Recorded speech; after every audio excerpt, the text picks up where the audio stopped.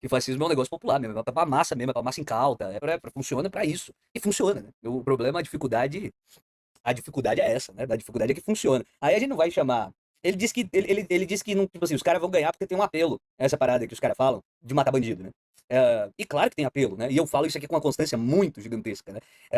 Relacionado ao fato de que a esquerdinha fica tratando crime como se fosse passeio no parque, né? Não, veja bem, vamos acender uma luz ali, vamos fazer coisa social e etc. E o crime acaba. Isso não vai convencer nunca ninguém na Terra, né? Ninguém na Terra vai ser convencido por uma merda dessa. Mas o fato de que a esquerda é cirandeira pra caralho, né? E ela é cirandeira pra caralho, não significa que a gente tem que ser fascista também. Já que o cirandismo é imbecil, aí vamos pular na asa do fascismo, né? Os caras vão por aí, né? Fica entre 8 e 88, né? Os caras ficam entre 8 e 88.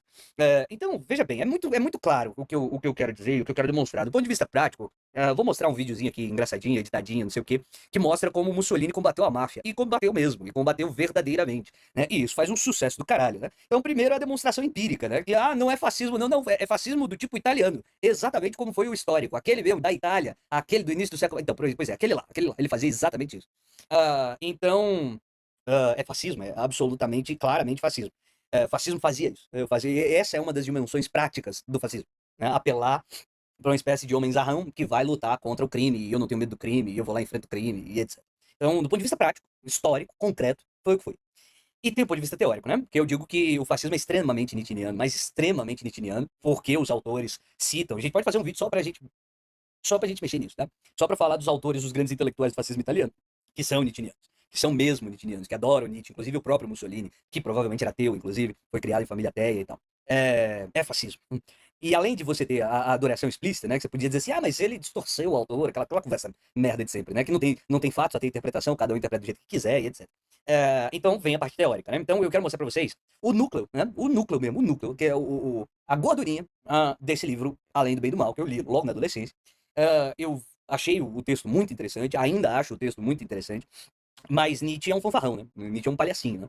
Ele gosta de inventar coisa, conscientemente inventar coisa, ele fala muito sobre isso, ele inventa coisa mesmo, ele não tá nem aí, tá? Ele não tá nem aí, ele inventa mesmo. E acredita isso a uma certa arqueologia do pensamento e etc, que ele inventou, né? Mas ele sabe que ele faz isso e ele reclamava de que os outros filólogos da época dele faziam a mesma merda, né? Aí ele fala, então se todo mundo faz, se é a profissão da galera, eu sou formado nisso, eu não vou fazer não. Só que a diferença é que essa galera faz fingindo que não tá fazendo, eu vou fazer igualzinho, né? Então ele fazia muito isso. Nesse caso, a gente tá falando da dialética senhor e escravo de Hegel, né, que consolida uma espécie de imagem mental do início do século XIX, em que muitas pessoas vão se posicionar como representantes dos escravos modernos, né, dos trabalhadores. E Nietzsche é absolutamente avesso, extremamente avesso a esse tipo de coisa. Mas ele não é só avesso a movimentos socialistas. E é avesso a movimentos socialistas, mas não é disso que eu tô falando. Ele é sim, e é para caralho, mas isso não é um problema. Tem muita gente que é avesso a movimentos socialistas por ótimos motivos, inclusive. O que eu quero chamar a atenção é que ele não é só avesso a movimentos socialistas ou avesso às pessoas que representam a luta dos escravos, né, modernos, numa leitura século XIXista do, do Hegel, né? Uma leitura que vai se desenvolvendo, não é Hegel que a desenvolve, mas muita gente a desenvolve, né? Então, a partir dessa linha de conceitos, né, do senhor e do escravo, Nietzsche vai fazer uma grande brincadeira, né, como ele sempre faz, dizendo que tem duas morais no planeta: a moral dos escravos e a moral dos senhores, né? A moral dos senhores. E eu sempre menciono isso aqui, esse texto para mim é muito relevante, ah, por apontar a hipocrisia mesmo de uma galera que é salvador dos frascos e dos comprimidos, né? O ponto do Nietzsche vai mais ou menos por aí. Montar uma certa ironia, uma certa hipocrisia explícita de quem se acha muito defensor dos frascos e dos comprimidos.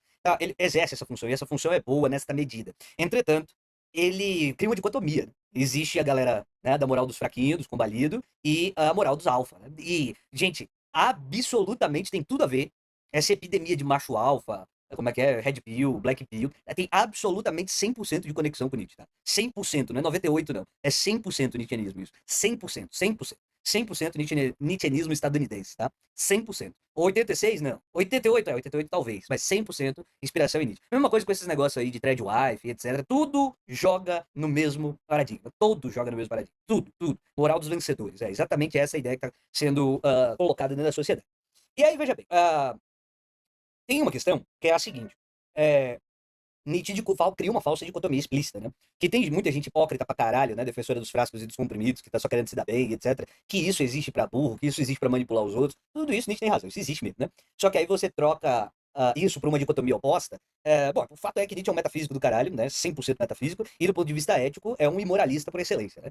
Eu já disse algumas vezes aqui que ele era um amoral, né? Não é amoral porra nenhuma, ele é um moralista, ele é um moralista que prega uma moral muito específica, que no final das contas é a antiética, né? Por excelência. Por excelência, isso é muito explícito, eu vou mostrar isso pra vocês. Claro que alguém pode tentar me refutar, e isso geraria certamente um desperdício de tempo colossal, eu e, sei lá, o link ou qualquer merda dessa aí que tem na internet, seria um desperdício de tempo colossal, porque a questão que você coloca não é tratar o cara como se fosse um vilão, ou qualquer bobagem nesse sentido. A questão que eu quero colocar ao dizer isso é que a moral de Nietzsche, ela basicamente, ela dicotomiza as morais possíveis, e aí quando você percebe que uma é muito idiota, você pula da outra, né? Então ele meio que força você a pular da outra. E eu tô dizendo exatamente que não é nenhuma nem outra. Você não tem que ter nenhuma nem outra. Você tem que ser um hipócrita, defensor de frascos e de comprimidos, e também você não deve pensar a criação do mundo pensando só no seu próprio rabo, na sua grandeza, que o belo e o bom é só o que te faz progredir, se desenvolver, e etc, e etc, e etc. Não precisa ter dicotomia entre as duas coisas.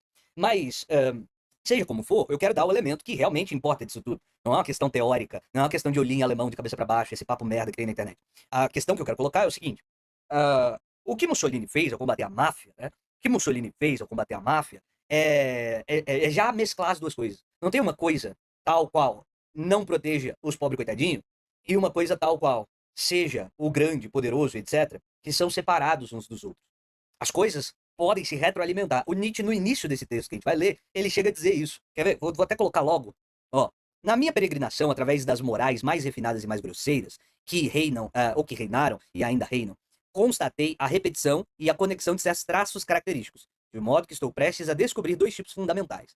E uma diferença também fundamental: a moral dos senhores e a dos escravos. Conclui-se rapidamente que nas culturas mais elevadas e cruzadas se encontram tentativas de conciliação entre as duas morais. O que eu quero dizer para vocês, né, é que ele antecipou aqui, né, ele antecipou o argumento. Ele disse: olha, nas culturas mais elevadas, há tentativas de conciliar essas duas morais. Eu estou dizendo para vocês, é inevitável, se você quer ser um adulto funcional, que as duas morais estejam conciliadas. A ideia de você se engrandecer, ao mesmo tempo que você se preocupa com o fraquinho, que você não quer bater nos outros à toa, e etc, e etc. Né? Tem essas duas coisas. Eu quero mostrar que isso é notório em Mussolini, né?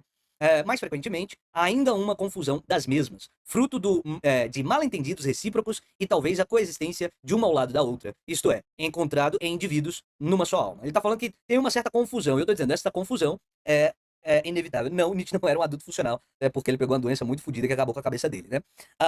Mas veja bem, o que eu quero explicitar, o que eu quero tirar disso tudo, é o cuidado com esse texto, certo? Eu lembro que quando uma amiga da minha mãe me deu Zumenslich, Zumenslich, né? Que eu era adolescente ainda, era para humano demasiado humano, né? Minha mãe disse assim: você tá dando Nietzsche pra ele? Ele não tem idade pra ler Nietzsche. E ela ficou assustada que eu tava recebendo Nietzsche pra ler. E eu acho engraçado, porque de fato ela tem razão, né? Tipo assim, Nietzsche, você tem que meio que já tá. Tem que ter mesmo coisa de taxa de. Taxa de.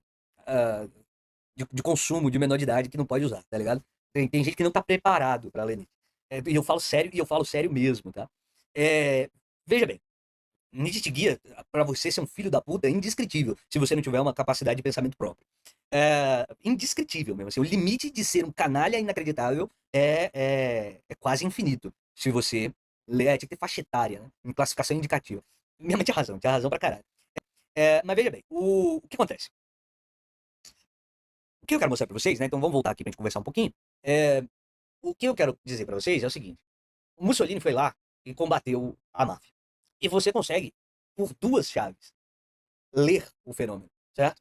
E o fenômeno é lido por duas chaves. Que todas as vezes que esse papo vem pra política de novo, você tem que entender as duas chaves. Porque elas duas existem. E elas duas são feitas ao mesmo tempo, em públicos diferentes, em, sei lá, aquele papo do Luiz lá, em funis, etapas do funil diferentes, em formas diferentes, para públicos diferentes, em momentos diferentes. As duas leituras são amplamente corretas, tá? Amplamente corretas. As duas leituras, elas são corretas. Não é que elas são contraditórias, elas coexistem pacificamente e não tem nenhuma contradição. Não é uma questão de múltiplas visões. É que as duas coisas coexistem, certo? Do que eu estou falando?